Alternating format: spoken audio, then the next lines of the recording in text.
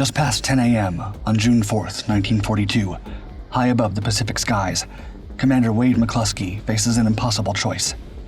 His 32 dive bombers had been searching for the Japanese fleet for 2 hours, and now they're all running dangerously low on fuel. Already past the point of safe return to USS Enterprise, his pilots know what this means. Ditching in the open Pacific. Life rafts if they're lucky. Sharks if they're not. Then McClusky spots something. A lone destroyer, churning north at flank speed and racing toward nothing. McClusky banks to follow, and his gamble pays off. 4 Japanese carriers spread across the horizon. At the center sits Kaga, the very ship that led the attack on Pearl Harbor. All her fighters are circling at wave height, locked in combat with American torpedo bombers, distracted. McClusky smiles. The prize they've been hunting for 6 months sits completely exposed and is theirs for the taking. By the fall of 1941, Japan faced its biggest crisis yet. Although the nation had expanded rapidly, seizing territory across Asia, Tokyo was now running dangerously low on oil, steel, and rubber, all of which were imported from the United States.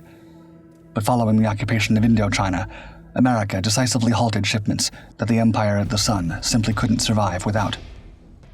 Tokyo's war planners then turned their eyes toward the East Indies and British Malaya. Though the territories were filled with the raw materials Japan needed, the colonies belonged to Western powers, and standing in the way was America's mighty Pacific Fleet at Pearl Harbor, the only force capable of blocking the Empire's advance. The conclusion came quickly. The Pacific Fleet was to be destroyed before it ever left port. From there, inside the headquarters of the Imperial Japanese Navy, top naval officials began planning their most daring strike yet, while moored in Seki Bay, the ships chosen for the mission prepared for war. Among the dozens of ships in the northern Japanese waters, one vessel stood out, Kaga. Originally laid down as a Tosa-class battleship 20 years earlier, Kaga's construction was halted under international treaty restrictions, then revived under a special clause allowing her to be repurposed as one of Japan's first aircraft carriers. As such, when she finally entered service in 1928, she was a one-of-a-kind ship.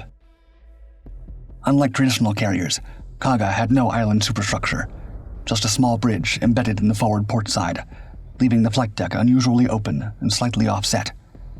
Even her overall layout was unconventional. Instead of smokestacks, she vented exhaust downward along the starboard side to keep the deck clear, which created heat distortion and turbulence during flight operations.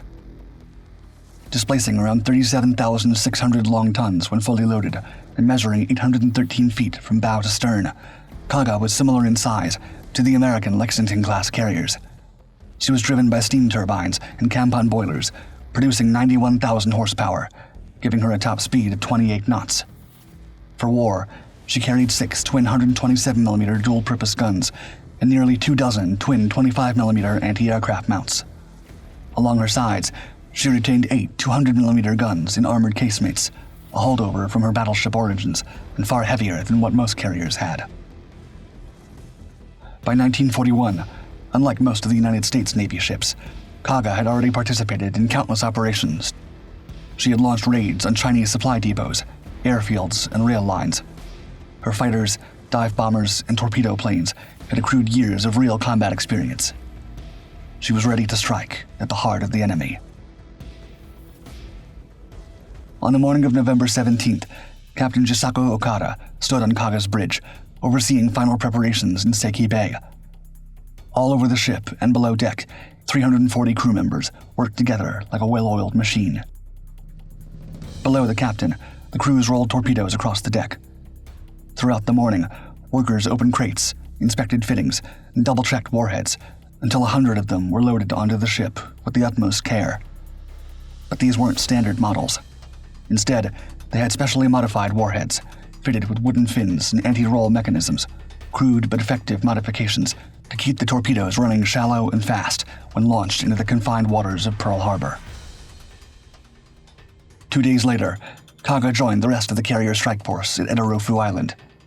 With Akagi, Soryu, Hiryu, Shokaku, Zuikaku, and her now in formation, Vice Admiral Chuichi Nagumo, commander of Kido Butai, the Imperial Japanese Navy's first air fleet, had the most powerful carrier group ever assembled at his disposal.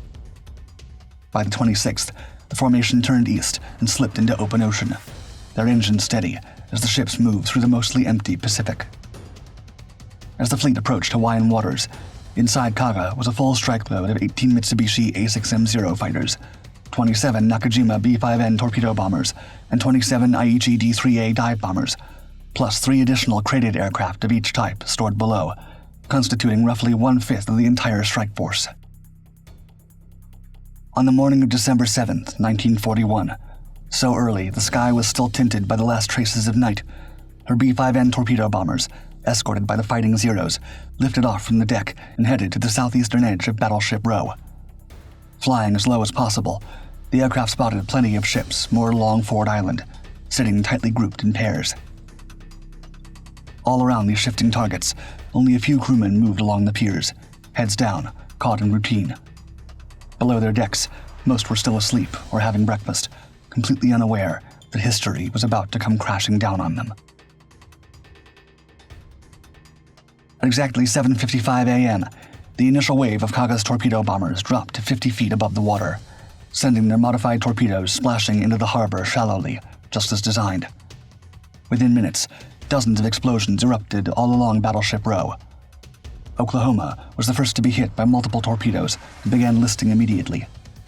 Nearby, West Virginia shuddered under several impacts. Through the smoke, spray, and oily water, Kaga's pilots pressed their attacks, the sheer chaos of multiple squadrons attacking simultaneously, making it impossible to determine which carrier's aircraft scored which hits. Overhead, her Zero fighters swept across Oahu's airfields. At the nearby airfields of Hickam, Wheeler, and Iwa, hundreds of American aircraft sat in neat rows, perfect targets for the Japanese. Flying low, the Zero pilots opened fire with their machine guns, tearing through the formations and shattering aluminum and cockpit glass. By the time they pulled up for another pass, more than 20 aircraft were already in flames. As the harbor burned, Kaga's mission was far from over.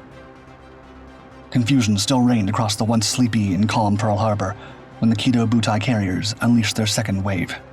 This time, Kaga's Aichi D3A dive bombers hunted for anything still capable of fighting back. Working in unison, Val pilots rolled into their attack runs, plummeting toward untouched vessels and repair facilities below. Navy Yard machine shops, fuel tanks, dry docks, anything the torpedoes had missed now faced 550-pound bombs falling onto them like hammers. Throughout the engagement, Kaga's crews maintained their assigned strike intervals, returning to the task force with minimal delay. Only 5 aircraft failed to return: 2 dive bombers, 1 torpedo bomber, and 2 fighters. Losses considered light for such a large-scale operation. By midday, the Japanese force had regrouped and turned for home. Behind them, the United States Navy base at Pearl Harbor lay in ruins. The war had begun exactly as planned. Following the opening blow that pulled the United States into war, the Empire immediately pressed its advantage across the Pacific. Guam fell on December 10th, followed by Wake Island on December 23rd. In the earliest days of 1942, Kaga and her crew were finally about to strike the oil-rich Dutch East Indies. Deploying from Truk Lagoon, the one-of-a-kind aircraft carrier spearheaded the campaign against Rabaul, the key Allied stronghold guarding the approaches to Australia, launching 27 bomb-laden B5N torpedo bombers and 9 A6M0s sweeping over the harbor and airfields. Though anti-aircraft fire brought down 1 bomber, the attack shattered defenses enough for follow-up waves. Kaga then shifted north toward Kavieng in New Ireland before returning to Rabaul once again. After 3 days of near-constant operations and more than 80 sorties, both bases that protected Australia's northern flank were on the brink of collapse. In February, following a reef strike that stopped the carrier's seemingly endless momentum, Kaga and her men joined the massive raid on Darwin. This was the first actual attack on Australian soil, with her squadrons hitting the northern port and sinking nearly 10 ships, with 14 more damaged, losing only 1 of their aircraft. Operating from the Dutch East Indies through early spring, Kaga continued supporting Japan's push toward Java, filled with oil fields Japan desperately needed. Her final strike hit the southern coast, where her bombers sent 8 merchant vessels to the bottom and left the port's supply facilities in flames, all without any losses on their side. With the Dutch East Indies in their power, the Imperial Navy controlled the Pacific from the home islands all the way to Australia's doorstep. But the previous reef damage finally caught up with Kaga.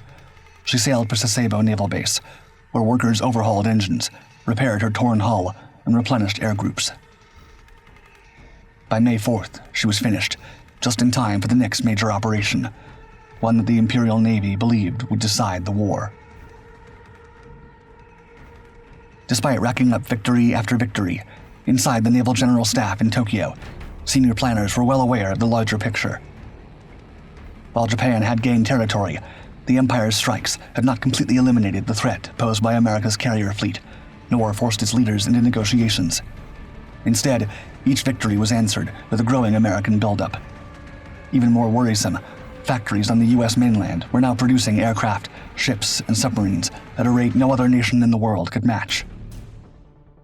With time working against them, and growingly concerned by United States strikes like the Doolittle raid on Tokyo, the Marshall Islands attacks, and the Lei Salamaua raids, Admiral Isoroku Yamamoto, Commander-in-Chief of the Imperial Japanese Navy's combined fleet, was determined to destroy the American carriers once and for all, while they still held the advantage. From this urgency emerged Operation Me, a sweeping naval assault designed to seize Midway Atoll, a tiny but strategically located coral atoll situated 1,300 miles northwest of Hawaii, far enough to seem vulnerable, but close enough to trigger a response. Yamamoto's proposal was a complex multi-force operation. While part of the fleet feinted north toward the Aleutian Islands in Alaska, 4 fleet carriers, Akagi, Kaga, Soryu, and Hiryu, would approach Midway in radio silence, strike the island with their full air wings, and wait for the U.S. fleet to respond. Once the American carriers revealed themselves, the Japanese air crews would strike again in waves. Meanwhile, just beyond the horizon, battleships, cruisers, and destroyers would stand by, ready to finish whatever was left afloat. However, the entire plan was built on faulty intelligence. American cryptoanalysts in Hawaii had already broken key portions of Japan's naval code, JN-25. Led by Commander Joseph Rochefort, an elite team had spent endless hours sifting through fragments of encrypted traffic, figuring out patterns and piecing together code names. By May, after intercepting repeated references to a location they suspected was Midway, called AF, with this valuable information, Admiral Chester Nimitz ordered a trap. At his request, the base's radio operators sent a plain and unencrypted message claiming the island was low on fresh water. Days later, when the Japanese repeated that exact detail, the Empire's naval communications became an open book to American codebreakers. In the final week of May, as Kaga and the rest of Nagumo's carrier strike force replenished their aircraft, drilled procedures, and filled their gas tanks, at a location codenamed Point Luck, just northeast of Midway, Nimitz quietly positioned Enterprise, Hornet, and the hastily repaired Yorktown, and waited for the tables to turn. At dawn on June 4th, 1942, Kaga's flight deck buzzed with activity as Lieutenant Shuichi Ogawa led 18 dive bombers into the gray morning sky, accompanied by 9 Zero escorts. Their target was Midway's airfield, just 250 miles to the southeast. Below decks, Kaga's torpedo bombers sat armed and waiting. Their crews listened intently for the call that would send them after American ships. But as the hours ticked by, the ocean remained frustratingly empty. There was nothing but endless blue Pacific. At 7:15 a.m., faced with no other choice, Admiral Nagumo made the decision. If there were no ships to attack, they'd hit Midway again. The order crackled through Kaga's intercom. Rearm with bombs. From there, the hangar deck transformed once again. Sweating ordnance crews wrestled 1,760-pound torpedoes off their racks, maneuvering them onto carts, while others hauled 800-pound bombs up from the magazines. In the confined space, men dodged between aircraft wings and ammunition carts, knowing the work would take at least 90 minutes. Then, at 7:40 a.m., a float plane echoed an important message, quote, "Enemy surface force detected." Nagumo's new order was immediate. Undo all the work and switch back to torpedoes. Crews who just secured torpedoes now hauled them back out. Bombs that had been painstakingly attached re-yanked off. In the confusion, ordnance piled up rapidly wherever there was space. Time was everything, and Kaga and her men had none. Above, Kaga Zero pilot spotted 15 torpedo bombers from an American carrier approaching low and slow. Within minutes, all 15 American planes were tumbling into the sea, leaving a single pilot survivor treading water below. 10 minutes later, 14 more torpedo bombers appeared, this time from Enterprise. Kaga's pilots, joined by reinforcements, tore into them, sending all of them down. Though the remaining 4 launched their torpedoes, Kaga's captain swung her bulk hard to starboard just in time, and the weapons passed harmlessly astern.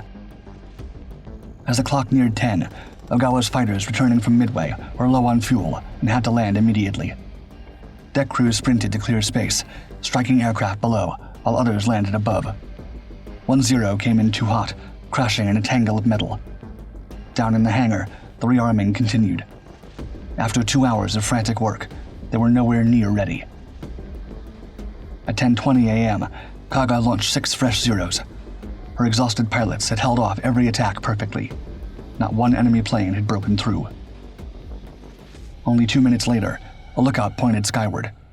There were dark specks appearing from the southeast, already rolling into their dives.